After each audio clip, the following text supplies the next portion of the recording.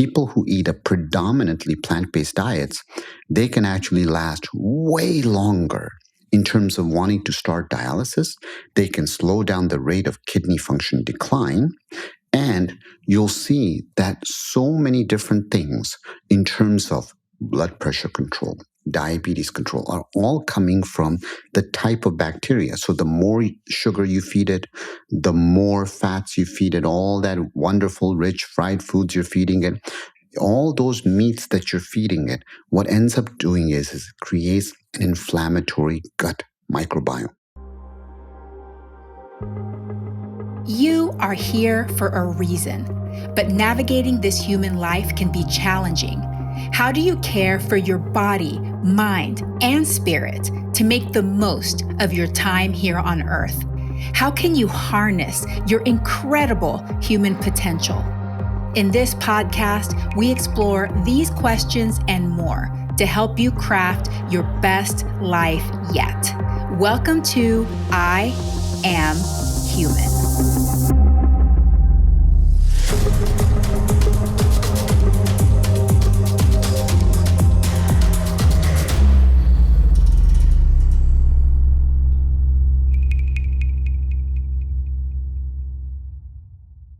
Hello, humans. Thank you so much for being here. I am your host, Dr. Yami, and it is my pleasure to share this episode with you. Please subscribe, rate, review, and share this podcast. It helps to validate and promote our work. To be human means to be selfish, and sometimes that selfishness can actually lead to habits and behaviors that help those around you. Dr. Sean Hashmi is our guest today, and he's going to explain this concept to you. Sean Hashmi, MD, MS, FASN, is a practicing nephrologist and obesity medicine specialist in Southern California. He is a sought-after speaker on topics ranging from health, nutrition, fitness, and wellness. Currently, Dr. Hashmi serves as the Regional Director for Clinical Nutrition and Weight Management at a large healthcare organization in Southern California. Driven by his lifelong commitment to serving others, Dr. Hashmi provides evidence-based health, nutrition, and wellness research through his 501c3 nonprofit, selfprinciple.org. In addition, Self Principle also supports children's education efforts through scholarship, books, and supplies. And in this episode, we discuss his plant-based journey and how it affected his relationship, but also his practice. We talk about why the kidneys are so important, how they're affected by so much else. We talk about the top 3 kidney conditions that affect us in the United States, how our diet and lifestyle choices affect kidney health. And then he also gives us the top 5 things that we can do to keep our kidneys healthy and optimized for longevity. He also addresses the question of how much water do we really need to be drinking? So stay tuned if you want the answer to that question. It's a really fantastic episode. Dr. Hashmi is a very compassionate, loving doctor and person. And I know that you are just going to feel really great after you listen to this episode. It's very inspiring and very loving. So I really appreciate that he came on the show. I appreciate you. Thank you so much for being here with us today. I hope that you love this show. Have a plantastic day. And now let us welcome Dr. Sean Hashmi. The information on this podcast is for informational and educational purposes only. It is not meant to replace careful evaluation and treatment. If you have concerns about your health or well-being, please consult a healthcare professional. Dr. Sean Hashmi, welcome to I Am Human. It is such a pleasure to have you. I can't wait to have this conversation. Well, thank you so much for having me, and I'm looking forward to it as well. Well, let's start from the beginning and talk about how you discovered plant-based nutrition, lifestyle medicine. How did you come upon these concepts, and how did it affect your path? Yeah, this is an interesting story, and it's funny how the experiences in our life end up shaping our entire lives, sometimes for the better, sometimes for the worse. And I always tell people is when you go through difficulties in your life, you have 2 options. You can either learn and grow, or you can become the victim from it and start to think that why me? And the choice on both sides can be done by us in all aspects of our life. So my journey into learning about nutrition and learning about the plant-based way of living started because my wife was very ill. When we met, she was very clear in letting me know that she had lupus, she had pulmonary hypertension, she had liver fibrosis that was occurring at the time. And so her disease was quite advanced. And the question was, what are we going to do differently? And when we were seeing the physicians, now I'm a nephrologist, a kidney specialist, and I'm also an obesity medicine specialist. So that wasn't per se my area of expertise. But what was fascinating about us going and meeting the physicians as a fellow physician was to see how cold and how distant there was. There wasn't any aspect of there is hope. There is an ability for you to do things. And, when we look at data and we look at studies, there's something called the placebo arm. And I know it sounds silly, but I can guarantee you that most of your viewers, and I know most physicians, don't ever think about the fact that why is it that in cancer studies, in weight loss studies, in kidney studies, liver studies, when you look at the placebo arm, there's often a significant number of them that get better. So in other words, that number can be as much as 30%. Now, if you ask the question, why is that? It's because of the power of belief. So in other words, if I tell you you're going to die in 6 months, the odds of you dying in 6 months are actually very high. On the flip side, if I tell you that there's hope, I tell you there's possibilities, and I tell you that there's a journey you can have that could make you better, your mind's going to open. And so part of that was, at least for me, was to get away from some of this negativity of saying, there's the doom and gloom, this is the percentages, and this is what's going to happen, and turn around to look at what else can I do. The word hope is a funny thing. It's a 4-letter word, and so is loss, and so are all of these other things. And if you want to find hope, you have to be willing to look at things that you're not normally accustomed to. Now, I grew up in an area where, for me as a young person, I was into martial arts. I did taekwondo for a long time. I've started doing jiu-jitsu now at the age of 49. It is extremely painful.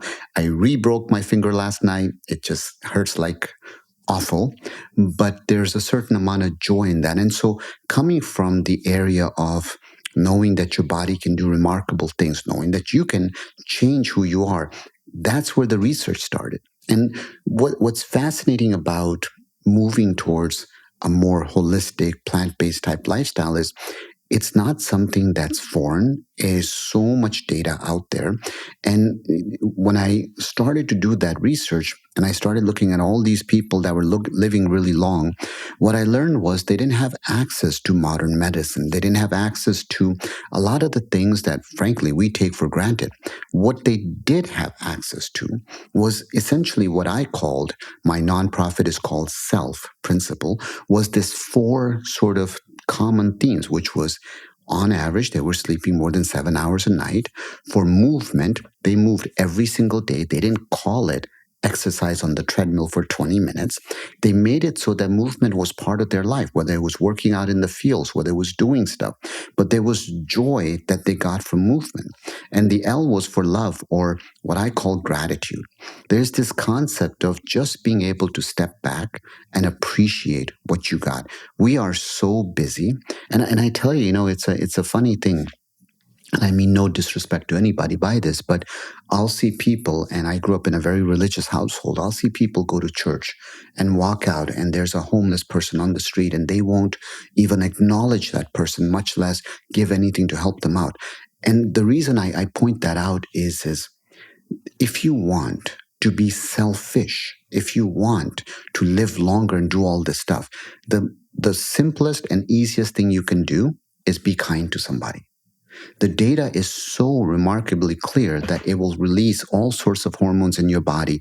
It will make your stress go down. It will make you happy. The act of gratitude and the act of kindness makes all the difference. And this is what I always tell my daughters is I say, look, you can grow up to be anything in this world. Why not grow up to be kind? Such a simple concept. And the F is for food, where you look at these people out there and the majority of what they eat is a whole food, plant-based diet. Now, this is where, us experts in the field, we fight all day over, well, plant-based can include this, it can't include this, so-and-so did this, and so they're a terrible person. And my stance on it is everything in life is a direction. If you start to move in the right direction, even if you get to that 80% mark, there's an 80-20 rule where if you're getting to that mark, you're going to do great. And so in my own journey, with my wife's journey, that's what we focused on, was how do we start to incorporate these concepts into our own life? And as we move towards that direction, we'll do better. And knock on wood, we've been married quite some time now. My daughter is 11 and she's doing great. My other daughter is 7. We were told we would never have children. And so what I tell people is statistics are just that. They are statistics. But don't forget the power of placebo. Placebo is one of the most powerful things in the world, and it tells us that if somebody tells you and you respect that person or you believe that person, you can make that outcome a reality. And so hope is just as powerful as loss, except hope takes you to a brand new place and loss pulls you down into a brand new place. Wow, I love that. What a beautiful story. And so beautiful that y'all were able to discover that together as a couple, reaching for something better, for longevity, not in just one person's life, but in a relationship, right? Because it's somebody that you love and you want to be with them longer. So was any of this, once y'all were exploring this and learning about this, was it something that was surprising to your wife? Had anybody ever mentioned this to her about diet, about lifestyle, or was it new? I think a lot of it is seeing it for the first time. People always say be healthy. And what does that really mean to be healthy? Or people say go work out. What does that mean to go work out? Right now, if you go on the internet, there's so much confusion and chaos that if you were to start listening to one guru, there's another guru that says something completely opposite. And so there's this analysis paralysis. I think we live in an age where there's no longer a lack of information. It's information overload. And we've taken things that ought to be very, very simple and turned them into this entire diet wars and culture wars and all sorts of wars. And the word war is so ugly to begin with that what you end up doing is you paralyze people from doing anything. Yes, I definitely agree with that. How has this knowledge and this revelation that started as a very personal one, how has it affected your career and how you approach your patients? I even before my wife and I met, I was very big believer in lifestyle and nutrition. And, when I started my practice at the organization that I work for, I started a program called Walk with Your Doc. And that was, 16 years ago now or so that I started that program. And then I started a program called Workout with Your Doc. And part of that whole thing was I had actually replaced the exam table in my office with a recumbent bike. And so every patient, it was a running joke, but every patient that came to see me, they had to bike the whole time they were seeing me. And as a kidney doctor, this was really important to me. So the running joke was the exam was them on a bike, and it's almost like doing a stress test. But it proved to be so powerful and so effective that the fact that they would come to me and they would do that, then they would go on their own and start making changes because it was being reinforced. And I would do walking appointments where I would literally walk out with my patient and we would walk the hallways while we got the history from them and talked about how things are going. And all of those little weird things that sound off now, what they did was they instilled this idea in my patients that this is somebody who talks the talk, walks the walk, and literally, if you come to his office, you're going to walk.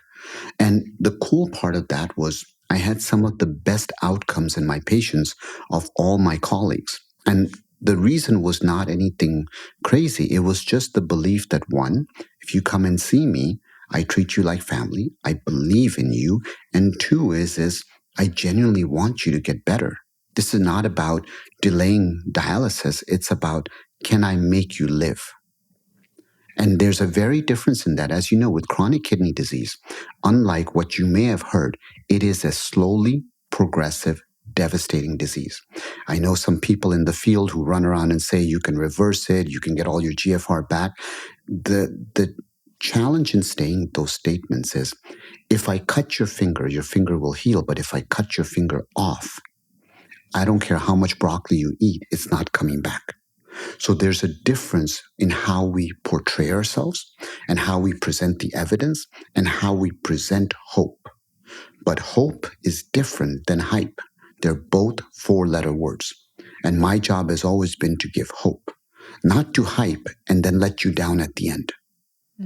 Wow, that's amazing. Well, you definitely go above and beyond, doctor. So I love that. The recumbent bike instead of the exam table. That's amazing.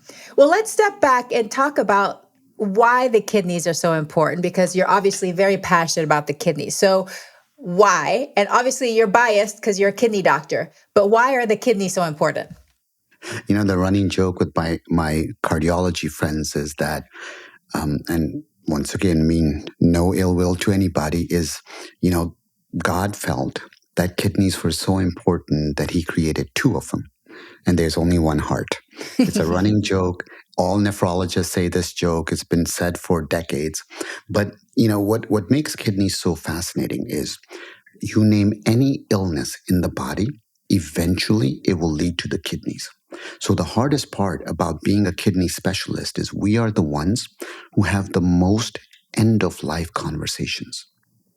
And during the time when I'm on the inpatient side, we see cancer patients who are at the final stages. And now we're coming in to see them because their kidneys are failing.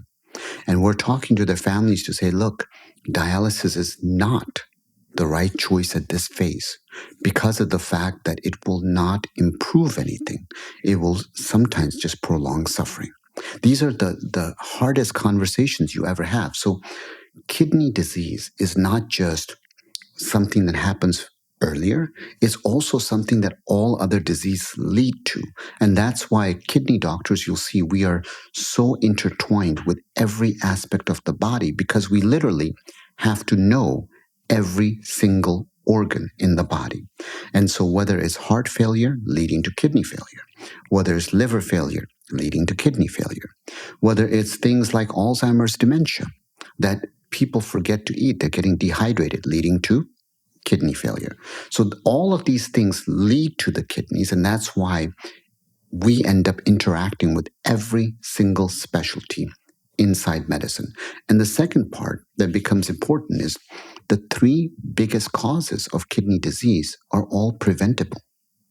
And when you try to think about, there's autoimmune conditions and all those are very rare.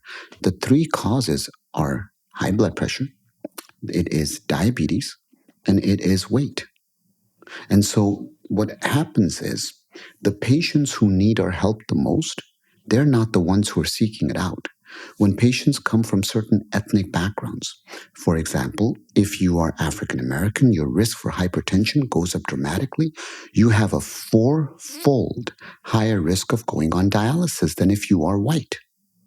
If you're Hispanic or in that area, the risk of diabetes is dramatically higher. Your risk of going on dialysis 2 to 3-fold higher than if you're white. And the reason this matters is because when we start to talk about how we want to care for people, we forget that the people who are suffering are often the ones who feel like they don't have a voice, who feel like when they go reach out, whether it's a language barrier, it's a cultural barrier, or it's frankly a socio-economic barrier. I can tell you when my sister had epilepsy, and that's how she died. She died from a seizure. And we used to take 3 buses to get to the doctor's appointment. And, this was a county hospital and it was extremely difficult. So it would literally take us 3 hours to go on these buses. And if one bus was late, I remember we traveled 3 hours to get there and we were late because one bus didn't show up. And we had to wait for the next bus. And they were like, nope, we can't see you. And, we wanted to say, look, my mother was like, this is my daughter. And, we traveled 3 hours to come here so we can be seen because literally we had no money and county was the only thing we could afford. And we were turned down. And we were turned down in such a harsh way that even now, up to this day, I can remember those moments. And I can tell you, I hate doctors. I think doctors are arrogant. I think a lot of doctors have forgotten why they went into medicine in the first place. And it's one of those professions that your why has to be stronger than your what. But the fact that we are all focused on what? What's the reimbursement? What's the schedule? When can I go home? When can I take vacation? What's my next raise? Versus the why is there is somebody who's a son, a daughter, a brother, a sister, and all they're hoping for is that you will take care of them so they can come back home safely. How great. And, when we talk about even our veterans and we go to the VA and I see sometimes how they're treated, it kills me that we have the ability to be so much better than we are. We can be better. And we, as quote unquote healthcare providers, as physicians, we can be better. Yeah. Well, it's a heartbreaking story to hear, Dr. Hashmi. I'm sorry that you and your family had to go through that. And I agree that we're in very complex times in medicine, very difficult times, which is why I think it's really good that we have lifestyle medicine now, because I feel like it is reinvigorating a lot of doctors that they themselves have lost hope. They've lost trust in their own profession, But let me ask you back to the kidneys. What you're saying is that pretty much every chronic disease affects the kidneys no matter what. Why are the kidneys so sensitive? It's not that they're sensitive. It's that they are, along with the liver, they're the primary way to filter. And so when you look at blood supply, kidneys are very greedy. They take 20% of the blood supply from the body. And all it takes is a little alteration in that. Now, if you have significant nausea, vomiting, diarrhea, you reduce the blood supply to the kidneys. You get acute kidney injury. That's all it takes. If you have heart failure, the heart can't pump blood forward, so the kidney starts to starve. What's crazy about the kidney's response to a reduction in blood flow is that normally you would think that it would try to increase the blood flow. It doesn't do that. It actually starts to clamp down even more. It's almost like the body was designed to save the heart and the brain. And it's okay with sort of reducing and diverting the blood flow from every other organ so it can make sure that the heart and the brain still have blood. So it actually starts to clamp down when it starts to get dry. And as a result, you have this vicious cycle where you reduce the blood, it clamped down. Now you have even a worse situation than you began in the first place. And kidney's job is to filter toxins. But what's fascinating about toxins is toxins are generated from the brand new world that exists inside our gut. And so the microbiome that exists in the gut creates the toxins. And this is why when we look at nephrology data, what you find is people who eat a predominantly plant-based diets, they can actually last way longer in terms of wanting to start dialysis. They can slow down the rate of kidney function decline. And you'll see that so many different things in terms of blood pressure control, diabetes control are all coming from the type of bacteria. So the more sugar you feed it, the more fats you feed it, all that wonderful, rich fried foods you're feeding it, all those meats that you're feeding it, what ends up doing is it creates an inflammatory gut microbiome. And that gut microbiome translates into effect. Now, I'm just talking about kidneys, but there were studies done where they put people on a low protein diet that was predominantly vegetarian or vegan. And what they were able to show was they could delay the onset of dialysis substantially, sometimes as much as months to years, simply because of the fact that the uremic toxins that would normally be generated were reduced so much. So these people were walking around with single-digit kidney function, and these were studies done in Japan. Back in the day in Japan, they didn't have enough dialysis facilities or machines to be able to offer everyone dialysis. So if you went into kidney failure, this was a death sentence. But for folks who were able to switch to low protein, predominantly plant-based diets, did way better in terms of delaying the onset. Not only delaying the onset of dialysis, but wherever you are in your kidney journey, you can delay that onset. Wow, that's amazing. What are the top three chronic kidney conditions that affect us here in the United States?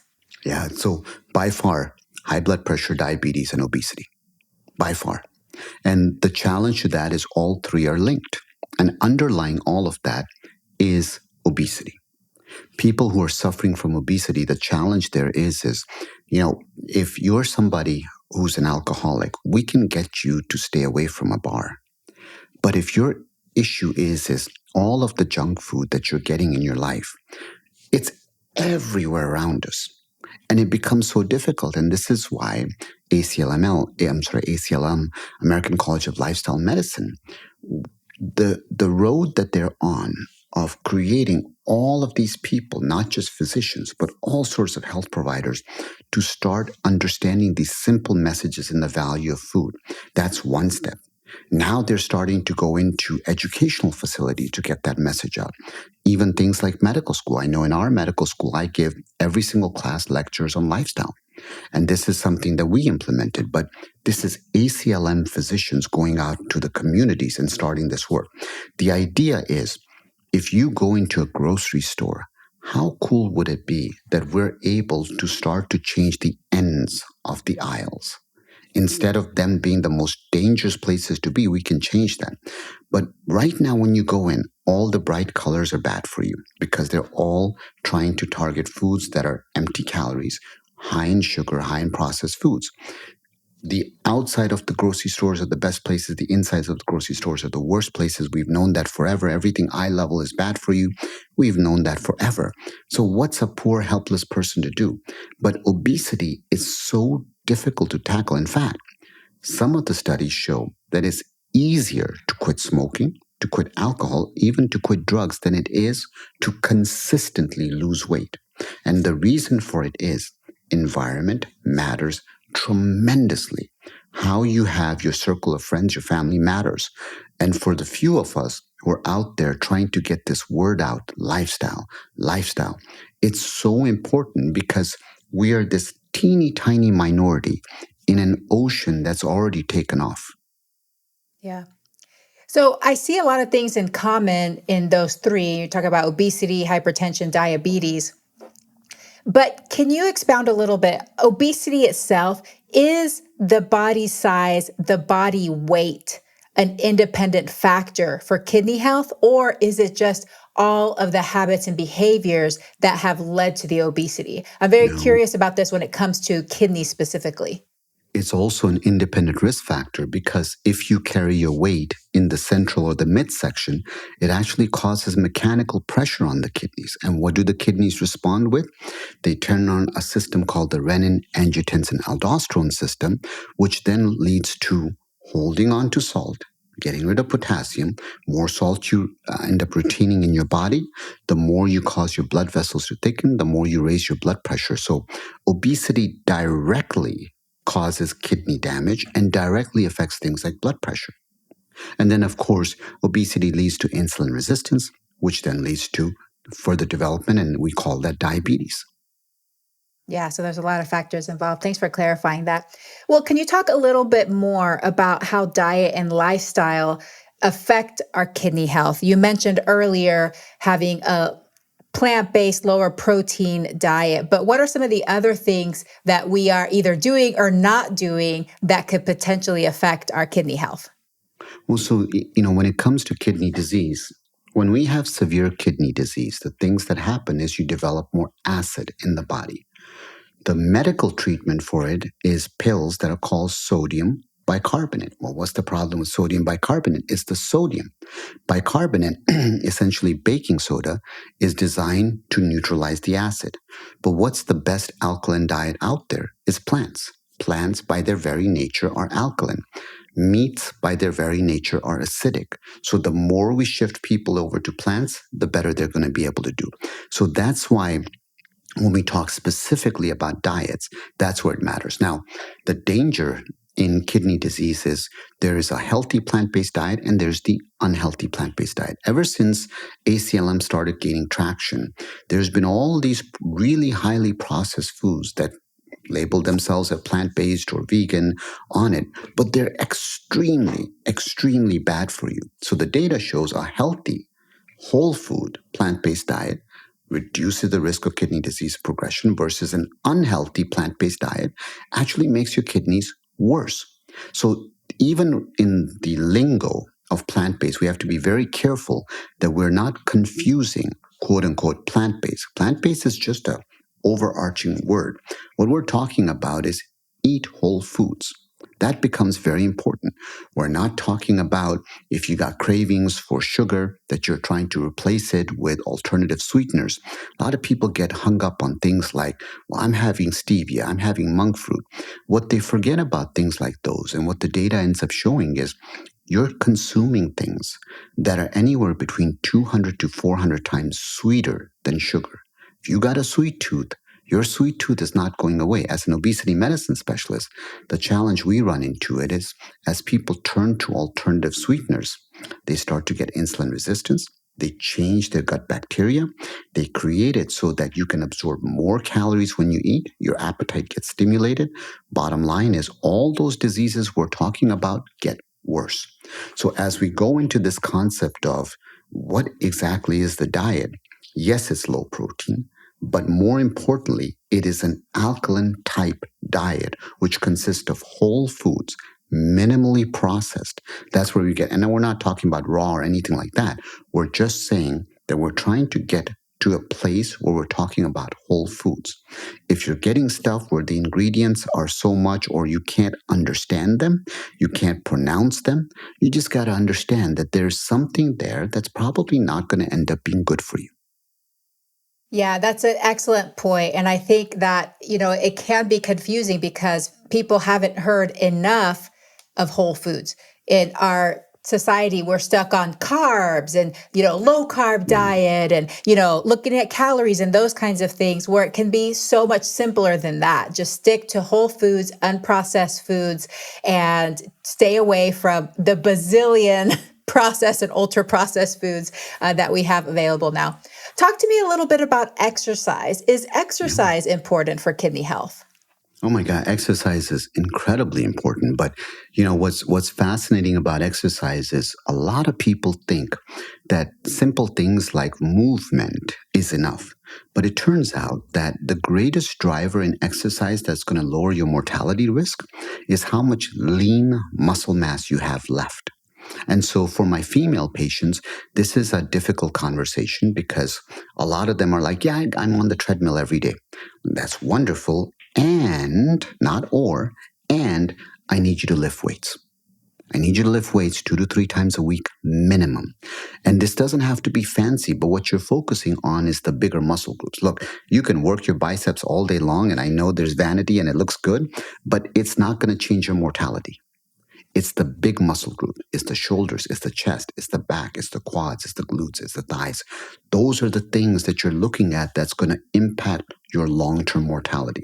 So when it comes to exercise, it's a combination of resistance training and cardiovascular exercise. And in terms of, all sorts of workouts are all there, and there's so many gurus that say my exercise program is better than the next. What you're looking for is what is the outcome? And if the outcome is, I want to live better, I want my brain to be sharper, then ignore all the noise on social media, make it as simple as possible, and make it so that you do it every day. So there's interesting studies that talk about what is the optimal time to exercise. And people get hung up on this all day long. They're like, yeah, but I want to know what is exactly the best time. So studies show that based on how your temperature is, around 2 o'clock is the best time to exercise. But I can tell you that is not the right time to exercise. The right time to exercise is when you can make it into a habit and do it every day. And the reason that I always recommend first thing in the morning is a very simple thing, is if you show love to yourself first, it's almost like, look, if you're on an airplane, it's going to crash. They tell you, you got to freaking put on the mask yourself before you put it on to the next person. So with exercise, it's showing yourself love, showing your body love. And if you're going to do that, do it first thing in the morning. You will find that you're a happier person. You're less grumpy with your colleagues. You're more productive at work. And could there be a teeny tiny difference if you did it later? Yes. But if you do it in the morning, it's great. Now, I'm sure there's going to be people who say, but I can only do it in the evening. Well, then do it in the evening. It's not saying that you shouldn't do it. The idea is when you first wake up in the morning, whatever it is that's your routine, if you like to pray, if you go hug your kids, whatever it is you do, you want to start with the concept of your cup is now empty. Do something to fill your cup. That's all I'm saying. And that could be a simple thing, like I said, and meditate. Fine. But if you can fill your cup, then you spend the entire day having the ability to be kind because you can empty that cup one drop at a time. And by the end of the day, your goal is to empty the cup, right? You're not selfish. You're not coming back and saying, my cup is still full. I didn't do a single good deed. It's that I fill my cup, I go and spread the wealth. And then in the morning, I wake up and I rinse and repeat. You want to wake up, rinse, repeat. I love that. I love that concept. And definitely there's evidence that shows that whenever we exercise in the morning or do a task that, does require a little bit of that willpower, that it gives us more self-efficacy. So it actually helps us feel more confident in our ability to do other things throughout the day. So I'm definitely a morning exerciser. I love that. It's a little bit harder for me to do it in the evening when I'm tired and I just want to go home and lay on the couch. But I think consistency always trumps perfection. So whatever time it is that you're able to get that movement in, that exercise in, you just got to get it done. And I also wanted to point out, which you kind of alluded to this, but studies that show that our leg size, so particular our thigh size, which correlates with how big our muscles are there, that is correlated with longevity, but also a decreased risk of dementia, which is interesting, right? So you want to have those big quads, you want to be doing those squats, that's really keeping those muscles nice and strong and decreasing our risk of frailty as we get older. Please give us the top 5 things that we can do to keep our kidneys healthy and optimized for longevity. Also, if you don't get to this in the top 5, I'd love to hear your take on water and how much water we should be drinking, because I think this is also one of those things that we hear all kinds of things. Yeah, and so I'll hit the water one first because there is no real answer to the water one. There isn't. It doesn't exist because of the fact that even if you go back to the 60s and what they were talking about of 8 glasses, 8 ounces of water that everybody's heard, the second line of that statement was that the majority of that liquid comes from food already. So in other words, once again, if you're eating a lot of processed foods, they don't have a lot of liquid already in them. If you're eating lots of fruits and vegetables, a lot of fruits are filled with water. That's what they are. Majority of it is water. So you get liquids throughout the day. In terms of relying on your thirst, it's a very difficult marker to rely on, even when you're younger. So older folks and of course kids, it's very hard to rely on thirst. But even in folks who are in the middle of their life, they can't necessarily rely on thirst. Some people look at the color of their urine and you're trying to make it very light yellow. And so that's a way to go by it. In general, you'll hear things like 2 to 3 liters a day of liquids. And what's the optimal dose? Don't know. If you have a kidney stone, for example, we recommend making 2 liters of urine, which oftentimes translates into 2 to 3 liters of water per day. So water is one of those very tricky things. It's very hard to overdo water. So remember, the only way to overdo it is to overwhelm your ability of the kidneys to clear it, and that can lead to hyponatremia. So there was this there was a show on which they had the contestants drink a bunch of water because they were going to win a Nintendo Wii. So it was hold your Wii to win a Wii. And the contestant that won drank a whole lot of water, went home, went to bed. They diluted their sodium and became hyponatremic. They died. And that's because of the quantity that they drank at once. And I forget if it was like a gallon of water or some insane amount, and they didn't pee. So remember, when you pee, you're able to regulate the concentration. So if you're starting to become hyponatremic, which means the concentration of salt is going down, you will pee very dilute urine. And your body, specifically your kidneys, is regulating the concentration. Your kidneys are a remarkable thing, but the kidneys don't do it instantaneously. They do it over hours. That's why if you drink water throughout the day, that's not an issue. But if you were to drink gallons at once and not pee, yes, this is why at marathons, you'll see they don't give water at marathons, they give Gatorade. And the reason is because people have had seizures. They've even gone into comas or died at the end of finishing the marathon. And the reason was their sodium dropped so much because all they were literally doing was drinking water and not being able to regulate the concentration. And that's why you'll see that there's, and I shouldn't use the word Gatorade, but electrolyte filled liquid, whatever it is, whichever brand it is.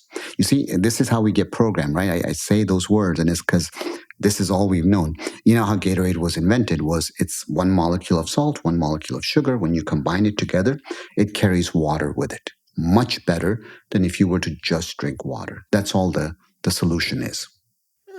Interesting. Okay. Well, how about what are the top 5 things that we can do to keep our kidneys healthy and optimized?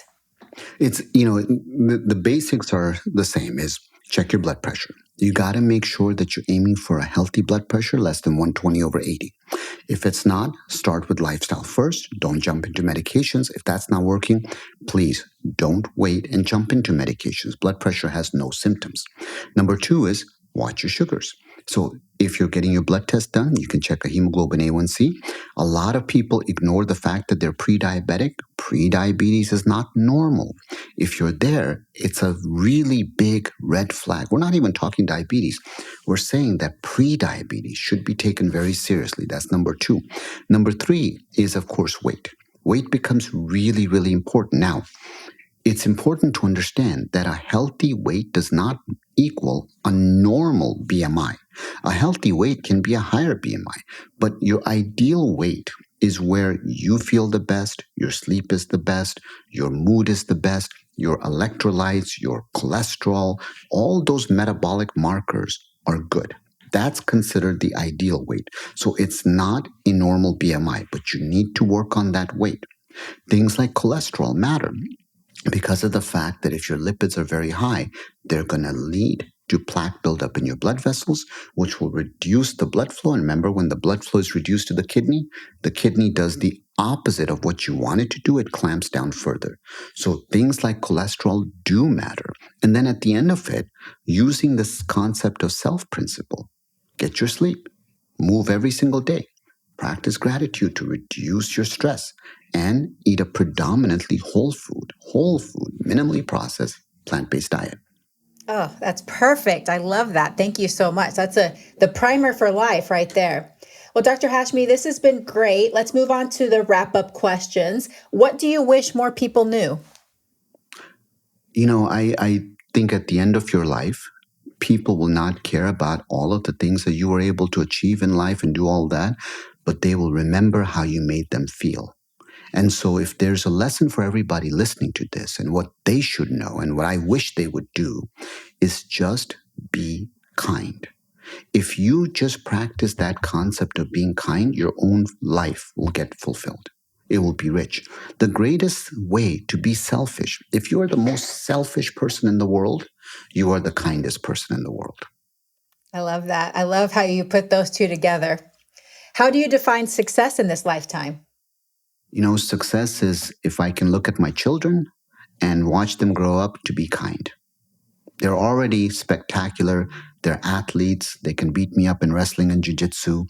All those things are great, but the part that's really important is whenever we go by and somebody is less fortunate than us, they tell me, can we do something for them?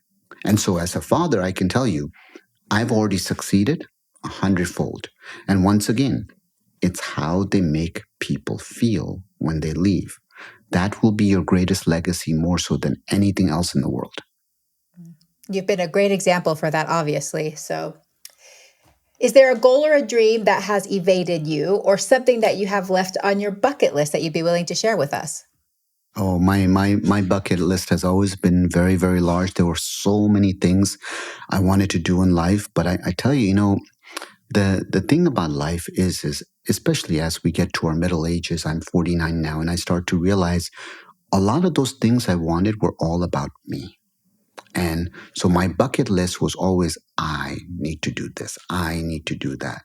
And now my new bucket list is very simple, is how can I change the world just a little teeny tiny bit before my time is up? Because if you ever open up any news, there's nothing that's really good. Everything is about all the bad that just happened in the last 24 hours and how one person is fighting with another. But at the end of the day, what can we do to just create a little bit of kindness, make this world just a little tiny bit better?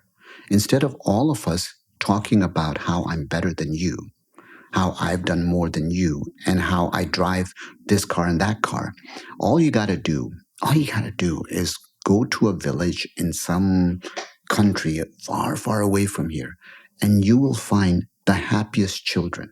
The happiest children. And part of it is because they practice this. They have that family structure to say they stick together. They don't have a lot. They don't have any electronics. They don't have any of the comforts we have. And yet, they are far, far, far richer than we will ever be. I love that. What does it mean to be human? I think to be human is to be kind. We need to have that shirt. We'll make that into a shirt to wear around. Yeah. Send me one. This has been fantastic. Thank you so much for all the wisdom you've shared with us, your knowledge, your perspective, and just your beautiful positive attitude. If you could please tell us where we can connect with you, where we can find all of your resources, that would be fantastic. Yeah, so the best way to connect is on YouTube. It's youtube.com/self-principle. Once again, self is sleep, exercise, love, food. And every Wednesday, including today at 5 p.m. Pacific Central Time, I do a live session where I present 1 to 2 studies that have just come out in the last week, dealing with anything related to kidney health, to longevity, to nutrition, to fitness. The idea is very simple for me to be evidence-based and not opinion-based. So I tell everybody I'm not the expert, but I present the latest studies, and sometimes those studies conflict with what I have said in the past. And the reason I present those is to show that I am human, and this is how the science is evolving, and what I say is not gospel. So YouTube is the best way. Of course, I'm on Instagram under my name, Sean Hashmi, MD. But if you are kind enough to listen, I appreciate it. And if you're not, don't worry about it. Dr. Sean Hashmi, thank you so much for everything. And thank you for your time on the show today and all that you've put into your patients and your viewers. Really appreciate it. And I hope that you have a very plantastic day. Thank you. I'm Sean Hashmi, and I'm human. Thank you for listening to another episode of I Am Human. I would be so honored if you subscribe to the podcast so that you never miss an episode. We love our listeners and take your feedback seriously. If you have questions or constructive feedback, you can email us at podcast@dryami.com. That's podcast@doctoryami.com. I am your host, Dr. Yami Cazorla-Lancaster. I Am Human is produced by myself and Alejandra Parra. Graphics designed by Alejandra Parra. Music by Angela Soph with Glowbox Productions and edited by the Castos production team. Remember, human, you are here for a reason. Have fun, explore, and live your life to the fullest.